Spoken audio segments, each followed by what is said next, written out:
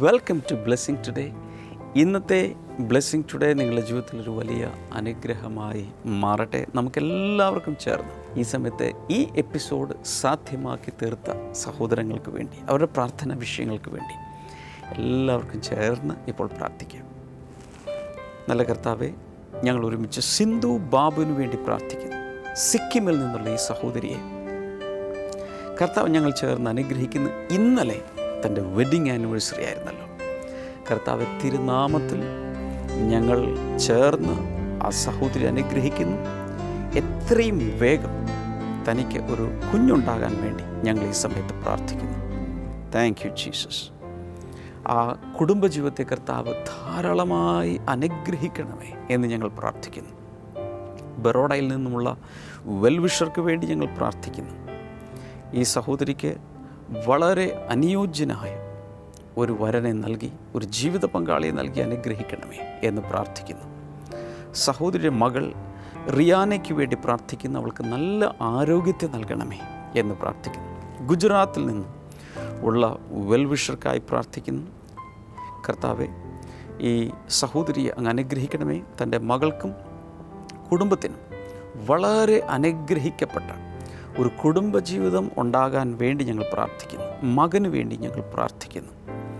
നല്ല ഒരു ജീവിത പങ്കാളിയെ നൽകി കർത്താവ് അനുഗ്രഹിക്കണമേ എന്ന് പ്രാർത്ഥിക്കുന്നു. Thank you Lord. ബാംഗ്ലൂരിൽ നിന്നുള്ള മിനി സൈമന് വേണ്ടി പ്രാർത്ഥിക്കുന്നു.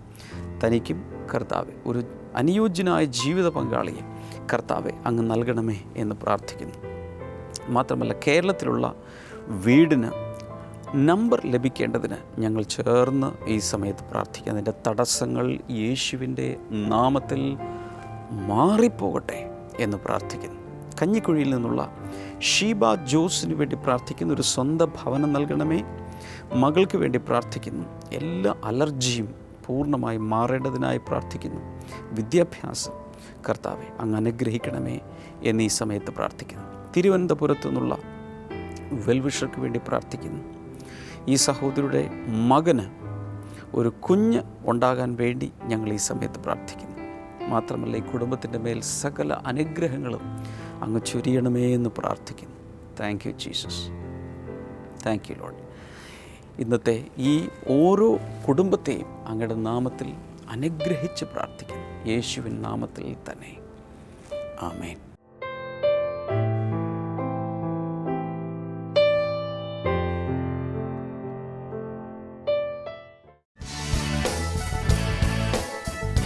ബ്ലെസ്സിംഗ് ഫെസ്റ്റിവൽ കട്ടപ്പന നവംബർ 6 വെള്ളി. സമയം രാവിലെ 10 മുതൽ 1 മണി വരെ. Town hall Kattappana.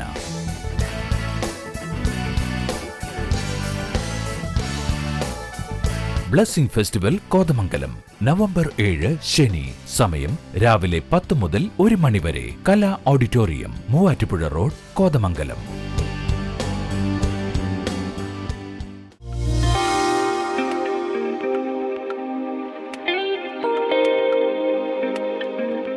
തൻ്റെ മകൾ വിവാഹം കഴിഞ്ഞിട്ട് 7 വർഷമായി ആ സഹോദരിക്ക് കുഞ്ഞുങ്ങളില്ലായിരുന്നു.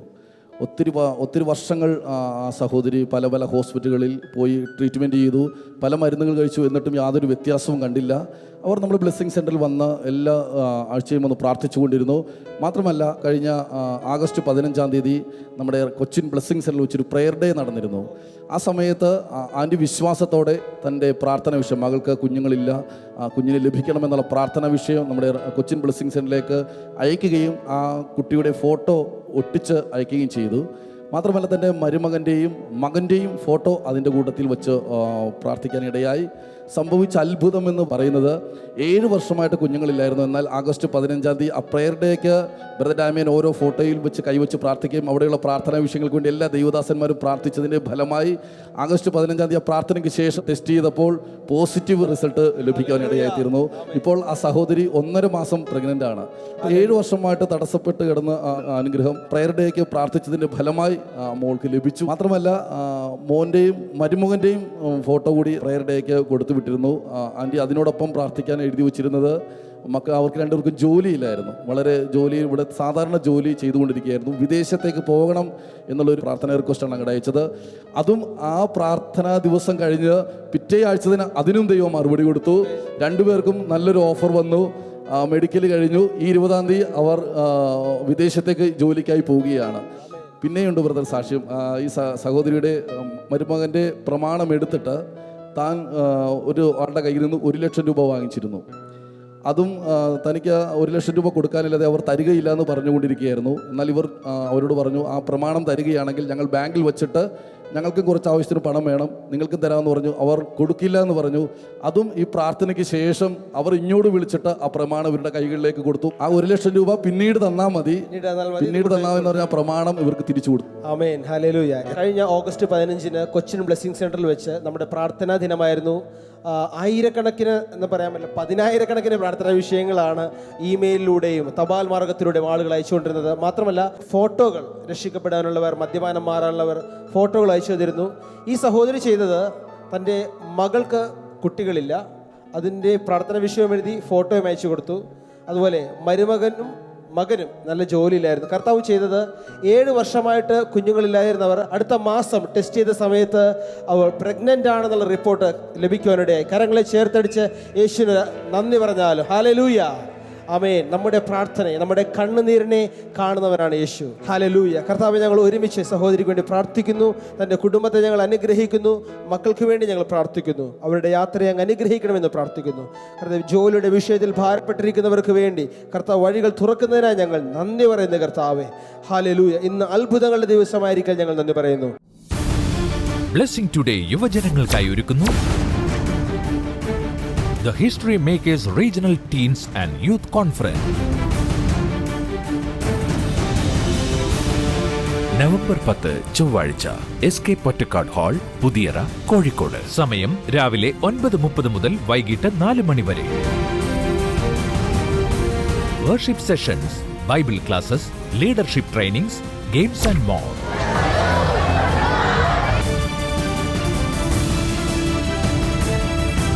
For registration and more details, 0484 422 171.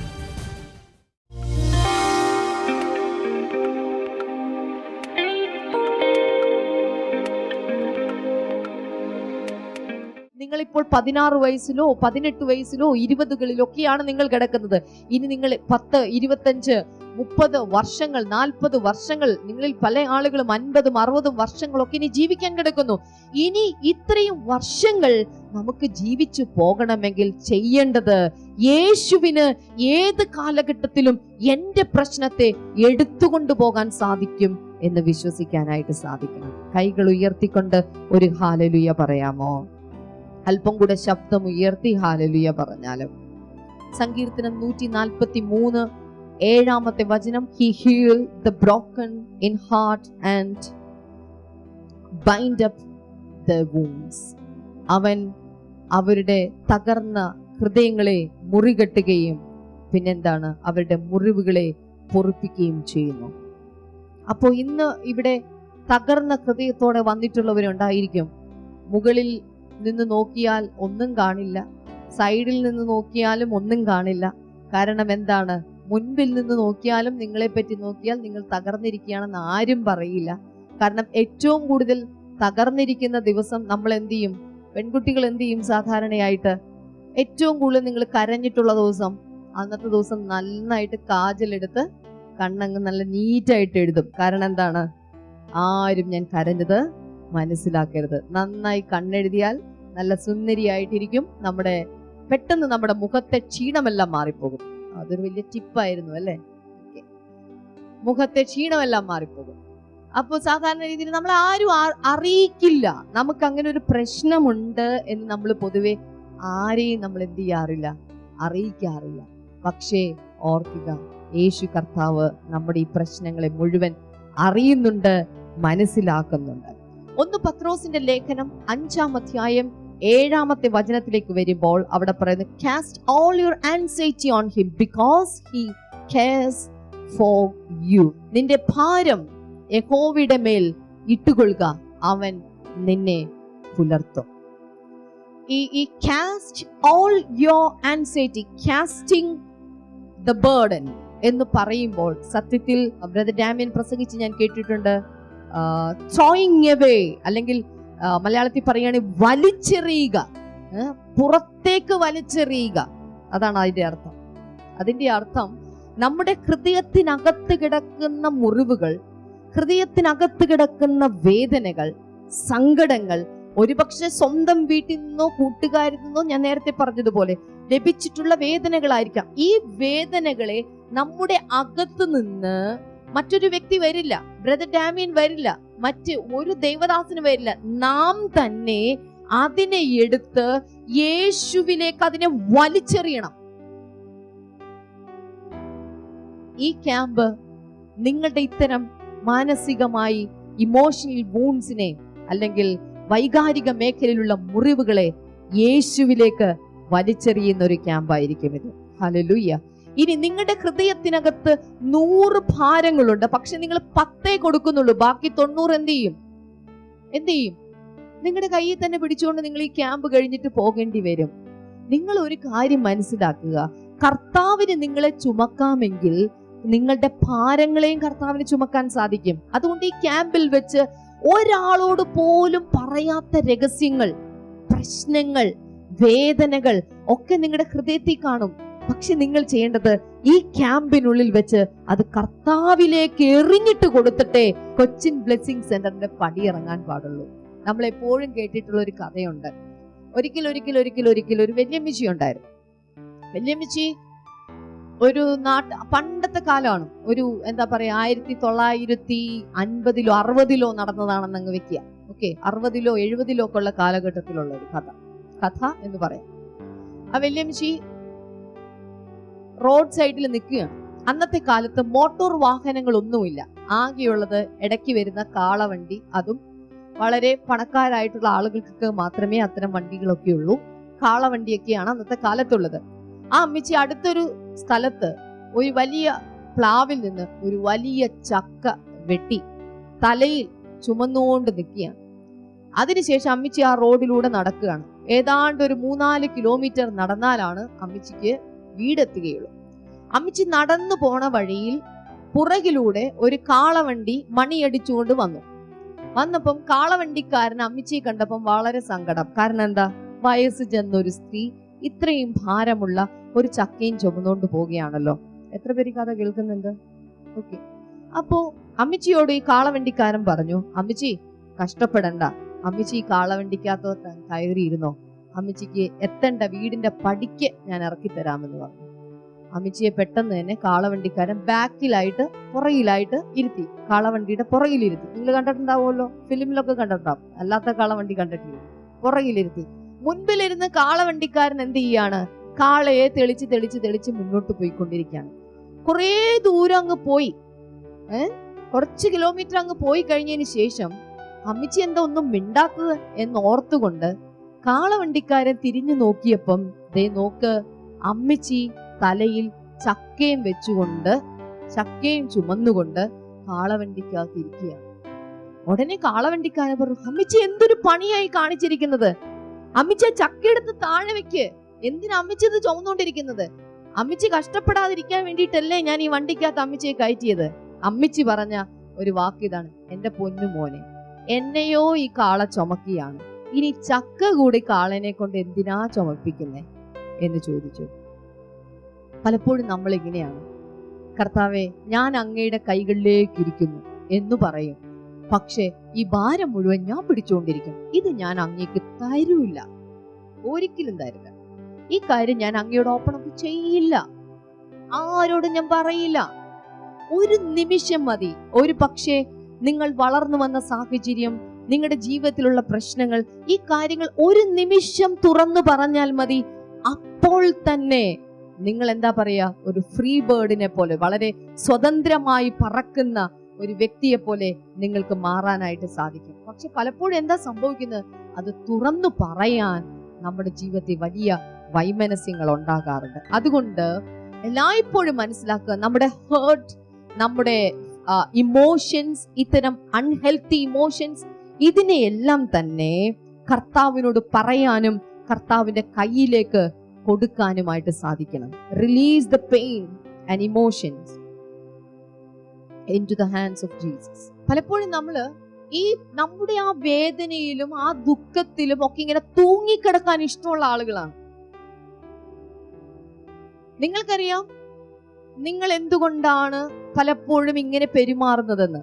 നമ്മുടെ പലരുടെയും കുടുംബ പശ്ചാത്തലത്തിൽ വന്നിട്ടുള്ള ചില കാര്യങ്ങൾ പലപ്പോഴും നമ്മുടെ ജീവിതത്തിൽ മാനസികമായ ആഘാതങ്ങൾ ഏൽപ്പിച്ചിട്ടുണ്ടാകും. വളരെ ചെറുപ്പത്തിലെ തന്നെ പിതാവിനെ നഷ്ടപ്പെട്ട പെൺകുട്ടികളോ ആൺകുട്ടികളോ ഇതിനകത്തുണ്ടെങ്കിൽ, അല്ലെങ്കിൽ ഏതെങ്കിലും തരത്തിൽ നിങ്ങളുടെ പിതാവ് നിങ്ങളെ ഉപേക്ഷിച്ചു പോയെങ്കിൽ, നിങ്ങളുടെ മാതാവിനെ നിങ്ങൾക്ക് നഷ്ടമായെങ്കിൽ, ഇത്തരം പെൺകുട്ടികൾക്കും ആൺകുട്ടികൾക്കും ഒക്കെ തന്നെ മാനസികമായി ചില ആഘാതങ്ങൾ ഏറ്റിട്ടുണ്ടായിരിക്കും. ഇതൊക്കെ പലപ്പോഴും അൺഹെൽത്തി ഇമോഷൻസ് അവരിലേക്ക് കൊണ്ടുവരും.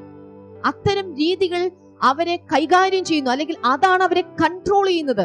അവർ ചെയ്യുന്നത് എന്താണെന്ന് യേശു കർത്താവ് കാൽവരി ക്രൂശിൽ കിടന്നിട്ട് പറഞ്ഞു, ഇവർ ചെയ്തത് എന്തെന്ന് ഇവർ അറിയുന്നില്ലല്ലോ എന്ന് പറഞ്ഞതുപോലെ തന്നെ പലപ്പോഴും എന്താണ് ചെയ്യുന്നത്, എന്താണ് പ്രവർത്തിക്കുന്നത്, ഞാൻ എന്തുകൊണ്ടാണ് ഇങ്ങനെ ചൂടാകുന്നത്, ഞാൻ എന്തുകൊണ്ടാണ് ഇങ്ങനെ പ്രവർത്തിക്കുന്നത്, നിങ്ങൾ തന്നെ ചോദിക്കുന്നുണ്ടായിരിക്കും ചോദ്യം. പക്ഷെ ഉത്തരം കിട്ടുന്നില്ല. കാരണം നമ്മുടെ പശ്ചാത്തലത്തിൽ ഇങ്ങനെയുള്ള പല കാര്യങ്ങളൊക്കെ സംഭവിച്ചിട്ടുണ്ടാകാം. ഞാനിതൊരു ഉദാഹരണം മാത്രമേ പറഞ്ഞുള്ളൂ, പിതാവ് നഷ്ടപ്പെട്ടത്.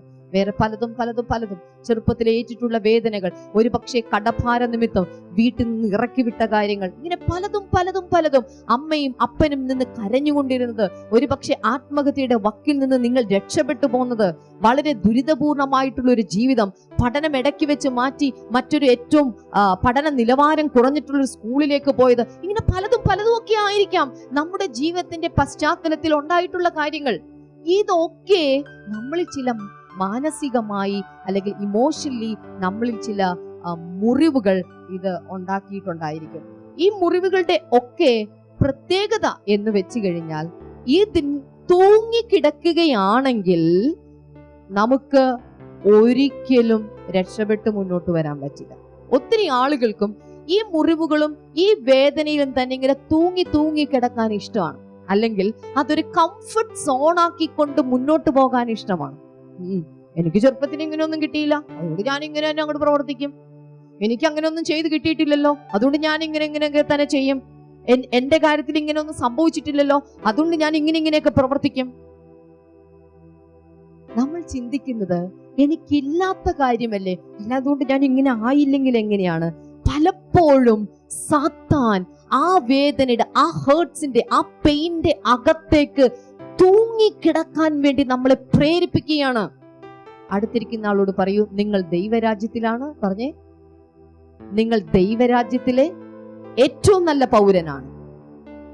നിങ്ങൾ ദൈവരാജ്യത്തിലെ ഏറ്റവും നല്ലൊരു പൗരനായി തീരാൻ ആഗ്രഹിക്കുന്നുണ്ടെങ്കിൽ, ഒരു നല്ല വ്യക്തിയായി തീരാൻ ആഗ്രഹിക്കുന്നുണ്ടെങ്കിൽ, ഇത്തരം ഹേർട്സും ഇത്തരം പെയിനും ഇത്തരം ഇമോഷണൽ വൂൺസും ഉള്ള ആ കാര്യത്തിൽ തൂങ്ങിക്കിടക്കാൻ നിങ്ങളെ അനുവദിക്കരുത്. പകരം അതിനെ യേശുവിലേക്ക് വലിച്ചെറിയുകയാണ് വേണ്ടത്. ഹല്ലേലൂയ. ഞാനിത് പറയുമ്പോൾ എവിടെയൊക്കെയോ എന്തൊക്കെയോ ഒരു അസ്വസ്ഥത പോലെ നിങ്ങളുടെ ഉള്ളിൽ തോന്നുന്നുണ്ടായിരിക്കാം. അങ്ങനെ ആർക്കെങ്കിലും തോന്നുന്നുണ്ടെങ്കിൽ, അസ്വസ്ഥത വരുമ്പോൾ നിങ്ങൾ പെട്ടെന്ന് തന്നെ കയ്യിൽ മൊബൈൽ ഉണ്ടെങ്കിൽ ഇങ്ങനെ ചെയ്യും, പേന എടുക്കും, അടുത്തിരിക്കുന്ന ആളോട് എന്തെങ്കിലും വർത്താനം പറയാൻ ശ്രമിക്കും, ഇങ്ങനെ എന്തെങ്കിലുമൊക്കെ ചെയ്യും. കാരണം നിങ്ങൾ അത് ചലിപ്പിക്കുന്നു എന്നാണ് അതിന്റെ ലക്ഷണം. അടുത്തിരിക്കുന്ന ആളുടെ മുഖത്തേക്ക് നോക്കിയിട്ട് പറയൂ, ഒരു അസ്വസ്ഥത ഉണ്ടാകുന്നുണ്ടെങ്കിൽ പറഞ്ഞ്, നിങ്ങൾ ഭാഗ്യവാനാണ്. മനസ്സിലാവണ്ടോ? കാരണം പരിശുദ്ധാത്മാവിന് നിങ്ങളിലേക്ക് പ്രവർത്തിക്കാൻ പറ്റി, നിങ്ങളിലേക്ക് ഇറങ്ങി വരാൻ പറ്റി, നിങ്ങളിലേക്ക് എന്താ പറയാ, നിങ്ങളുടെ അകത്തേക്ക് ചലിക്കാനായിട്ട് പരിശുദ്ധാത്മാവിന് കയറി വരാൻ പറ്റി. അതൊരു ഭാഗ്യമല്ലേ? അതുകൊണ്ടാണ് ഞാൻ പറഞ്ഞത് നിങ്ങൾ ഭാഗ്യവാന്മാരാണ്. അതുകൊണ്ട് നമ്മുടെ ഈ വൂൺസിലും ഈ പെയിനിലും തൂങ്ങിക്കിടക്കാൻ അനുവദിക്കരുത്. പലപ്പോഴും നമ്മുടെ സാഹചര്യം നമ്മൾ പറയും, ഞാൻ ഇങ്ങനെയല്ലേ അങ്ങനെയല്ലേ, പറയല്ലേ. അതൊരിക്കലും ഒരു എക്സ്ക്യൂസ് അല്ല. ദൈവരാജ്യത്തിൽ വളരാൻ ഉദ്ദേശിക്കുന്ന ഒരു വ്യക്തിയാണെങ്കിൽ അതൊരു എക്സ്ക്യൂസ് അല്ല. അത് പുറത്ത് യേശുവില്ലാത്ത ആളുകൾക്ക് പറയാൻ സാധിക്കുന്ന കാര്യമാണ്. യേശു ഉള്ളവരെ സംബന്ധിച്ചിടത്തോളം നമ്മുടെ ആ പ്രശ്നത്തെ നമ്മൾ എന്ത് ചെയ്യണം? ഉറക്കെ പറയാമോ? വലിച്ചെറിയുക. പറഞ്ഞേ, അല്പം കൂടി ഉറക്കെ. എങ്ങോട്ട് വലിച്ചെറിയണം? നമ്മുടെ വീട്ടിൽ സാധാരണ രീതിയിൽ നമ്മളൊരു ചോക്ലേറ്റ് കഴിച്ചു, ചോക്ലേറ്റിന്റെ ആ കവർ ഉണ്ടല്ലോ, ആ കവർ നമ്മൾ എന്ത് ചെയ്യും? സാധാരണ രീതിയിൽ എന്ത് ചെയ്യും? വേസ്റ്റ് പാത്രം ഫ്രിഡ്ജിനകത്ത് കൊണ്ടുവന്ന് വെക്കും? ഇല്ല, എന്താ ചെയ്യാ? വലിച്ചെറിയും. നിങ്ങൾ പെൺകുട്ടികളും ആൺകുട്ടികളും ഒക്കെ എന്ത് ചെയ്യണം? വേണമെങ്കിൽ താഴെ വീഴുന്നുണ്ടോന്ന് പോലും ശ്രമിക്കില്ല, ബോക്സിനകത്ത് വീണോന്ന് പോലും ശ്രമിക്കില്ല. അതൊക്കെ അമ്മമാരുടെ ഡ്യൂട്ടി ആയിരിക്കും അല്ലെ? അങ്ങ് വലിച്ചങ്ങെറിയും. ഈ പറഞ്ഞ പോലെ നമ്മുടെ ഹൃദയത്തിൽ കിടക്കുന്ന വേദനകൾ, ഇത്തരം പ്രശ്നങ്ങളെ യേശുവിലേക്ക് അങ്ങ് വലിച്ചെറിയാൻ സാധിക്കണം നമുക്ക്. ഹല്ലേലൂയ. കണ്ണുകൾ അടച്ച് എന്നിട്ട് ഒരു നിമിഷം ഒന്ന് പ്രാർത്ഥിച്ചേ. കർത്താവേ, നിങ്ങൾക്കറിയാം നിങ്ങളുടെ വേദന ഏതാണ്, നിങ്ങളുടെ സങ്കടം ഏതാണ് എന്നുള്ളത് നിങ്ങൾക്കറിയാനായിട്ട് സാധിക്കും. അത് യേശുവിലേക്ക് നമ്മൾ വലിച്ച് എറിയുവാനായിട്ട് പോവുകയാണ്. അതുകൊണ്ട് തന്നെ ആ വേദനകൾ ഏതാണെങ്കിലും കർത്താവിന്റെ സന്നിധിയിലേക്ക് അത് വലിച്ചെറിയുവാനായിട്ട് ഇപ്പോൾ തന്നെ ശ്രമിച്ചാലും, ചേർന്ന് ശബ്ദമുയർത്തി ഒരു ഹല്ലേലൂയ പറഞ്ഞാലും. ബ്ലെസ്സിംഗ് ഫെസ്റ്റിവൽ കട്ടപ്പന നവംബർ 6 വെള്ളി. സമയം രാവിലെ 10 മുതൽ 1 മണി വരെ. Town hall Kattappana.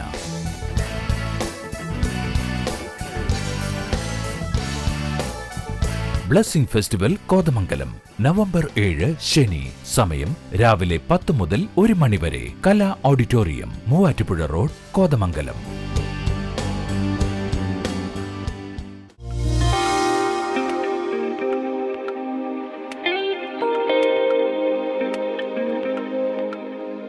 ഈ സമയത്ത് നമുക്ക് ഒരുമിച്ച് വിശ്വാസത്തോടെ പ്രത്യാശയോടെ പ്രാർത്ഥിക്കാം. നല്ല കർത്താവേ, ഈ ബ്ലെസ്സിംഗ് ടുഡേ കാണുന്ന എല്ലാവരെയും അങ്ങ് സ്പർശിക്കണമേ എന്ന് പ്രാർത്ഥിക്കുന്നു. ആസ്മ രോഗികൾ യേശുവിൻ്റെ നാമത്തിൽ ഇപ്പോൾ സൗഖ്യമാകട്ടെ. ശ്വാസകോശങ്ങളോടനുബന്ധിച്ചുള്ള രോഗങ്ങൾ കർത്താവായ യേശുവിൻ്റെ നാമത്തിൽ സൗഖ്യമാകട്ടെ.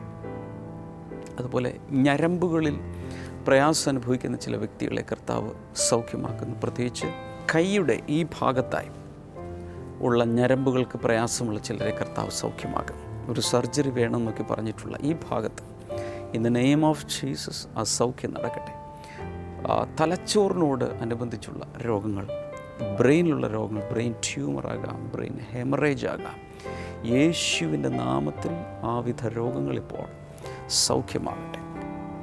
ഹോർമോണൽ പ്രോബ്ലംസ് യേശുവിൻ്റെ നാമത്തിൽ അതിനൊരു വിടുതൽ ഉണ്ടാകട്ടെ ഇൻ ജീസസ് നെയിം. അതുപോലെ ഗോൾ ബ്ലാഡർ, അതിനകത്തുള്ള സ്റ്റോണുകൾ യേശുവിൻ്റെ നാമത്തിൽ മാറിപ്പോകട്ടെ, പൂർണ്ണമായി സൗഖ്യമാകട്ടെ. കിഡ്നി സ്റ്റോണുകൾ സൗഖ്യമാകട്ടെ ഇൻ ജീസസ് നെയിം. പൈൽസ് രോഗം സൗഖ്യമാകട്ടെ. ഫുഡ് അലർജി യേശുവിൻ്റെ നാമത്തിൽ ആ രോഗം ഇപ്പോൾ തന്നെ മാറി സൗഖ്യമാകട്ടെ. ചില കിടപ്പ് രോഗികൾ, കിടക്കയിൽ കിടന്നുകൊണ്ടാണ് നിങ്ങൾ ഈ പ്രോഗ്രാം കാണുന്നത്, അല്ലെങ്കിൽ അങ്ങനെ കിടപ്പിലായിരിക്കുന്ന ചിലരുടെ ബന്ധുക്കൾ, അവർക്ക് വേണ്ടി പ്രാർത്ഥിക്കുന്നു. യേശുവിൻ്റെ നാമത്തിൽ ആ കിടപ്പ് രോഗികളെ സൗഖ്യമാക്കി അങ്ങ് എഴുന്നേൽപ്പിക്കണമേ എന്ന് പ്രാർത്ഥിക്കുന്നു. In the name of Jesus അത് സംഭവിക്കട്ടെ. അതുപോലെ കഴുത്തിന് പ്രയാസമുള്ള, കഴുത്ത് തിരിക്കുമ്പോഴൊക്കെ വേദനയുള്ള ചില വ്യക്തികളെ കർത്താവ് ഈ സമയത്ത് സൗഖ്യമാക്കുന്നു. ക്യാൻസർ, ഏത് രീതിയിലുള്ള ക്യാൻസർ ആയിരുന്നാലും യേശുവിൻ്റെ നാമത്തിൽ ഇപ്പോൾ സൗഖ്യമാകട്ടെ. Thank you Jesus. മാരകമായ പല രോഗങ്ങളെയും കർത്താവ് ഈ സമയത്ത് സൗഖ്യമാക്കുന്നു. നിങ്ങളുടെ അവസരമാണ്, നിങ്ങളുടെ ഊഴമാണെന്ന് വിശ്വസിച്ച് സ്വീകരിക്കുക. കർത്താവ് യേശുവിൻ്റെ നാമത്തിൽ അത് സംഭവിക്കട്ടെ. അതുപോലെ കാലിൻ്റെ ഹീല്, ഉപ്പൂറ്റിയുടെ ഭാഗത്ത് ഇങ്ങനെ വിണ്ട് കയറി ഭയങ്കരമായ കാല് നിലത്ത് ചവിട്ടുമ്പോൾ വേദനയുള്ള ചില വ്യക്തികൾ യേശുവിൻ്റെ നാമത്തിൽ സൗഖ്യമാകട്ടെ. Thank you Lord. ഇനി നിങ്ങളുടെ പ്രശ്നം ഞാൻ എടുത്തു പറഞ്ഞില്ലെങ്കിൽ പോലും ഈ പ്രാർത്ഥിക്കുന്ന സമയത്ത് സ്ക്രീനിലേക്ക് കൈകൾ നീട്ടിപ്പിടിച്ചുകൊണ്ട് നിങ്ങളുടെ പ്രശ്നം എന്താണ് അത് യേശുവിനോട് പറയുക. അതിൽ വിശ്വസിച്ച് ഒരു വിടുതൽ സ്വീകരിക്കുക. യേശുവിൻ്റെ നാമത്തിൽ ആ വിടുതലുകൾ ഓരോ വ്യക്തികളിലും കർത്താവേ നീ പകർന്നതിനായി നന്ദി പറയുന്നു. Thank you Jesus. Thank you Lord. വിടുതലുകൾക്കായി നന്ദി കർത്താവേ. ഓരോരുത്തരെയും തൊട്ടതിനായി നന്ദി. യേശുവിൻ്റെ നാമത്തിൽ തന്നെ ആമേൻ. ഇന്നത്തെ എപ്പിസോഡ് കണ്ടതിന് എല്ലാവർക്കും നന്ദി പറയുന്നു. ഈ ആഴ്ചയിൽ നമുക്ക് ബ്ലെസ്സിംഗ് ഫെസ്റ്റിവലുകൾ ഉള്ളത് കട്ടപ്പനയിലും കോതമംഗലത്തുമാണ്. തീർച്ചയായും വരണം. ഇതുവരെ വന്നിട്ടില്ലാത്തവർ തീർച്ചയായും വരണം. മാത്രമല്ല ഇതിനു മുമ്പ് ഒത്തിരി പ്രാവശ്യം വന്നിട്ടുള്ളവർ വീണ്ടും വരണം. നമുക്ക് ഒരുമിച്ച് ദൈവസന്നിധിയിൽ ആയിരിക്കുവാനും പരസ്പരം കാണാനും ഒക്കെ ദൈവം അവസരമൊരുക്കും.